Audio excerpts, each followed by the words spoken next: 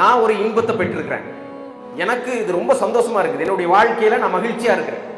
சரியா? இறைவனை தொழுது வணங்கும் பொழுது எனக்கு ஒரு மகிழ்ச்சி ஏற்படுகின்றது. உளப்பூர்வமான ஒரு மகிழ்ச்சியை நான் உள்ளுணர்கின்றேன். அது போல நீங்களும் கூட உணரலாம். அப்ப என்னுடைய மகிழ்ச்சியை உங்ககிட்ட நான் பகிர்ந்து கொள்வது அப்படிங்கிறது மிக முக்கியமானது. முக்கியமானதா இல்லையா? நான் எங்க வீட்டுல பிரியாணி சமைக்கிறேன். பிரியாணி டேஸ்டா இருக்கு. உங்களை நான் இன்வைட் பண்ணுவேனா இல்லையா?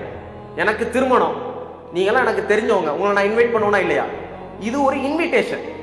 இஸ்லாத்தை படிங்க. இஸ்லாம் அப்படிங்கிறது மிக அழகான ஒரு மார்க்கம், அழகான வழிமுறை சொல்றது.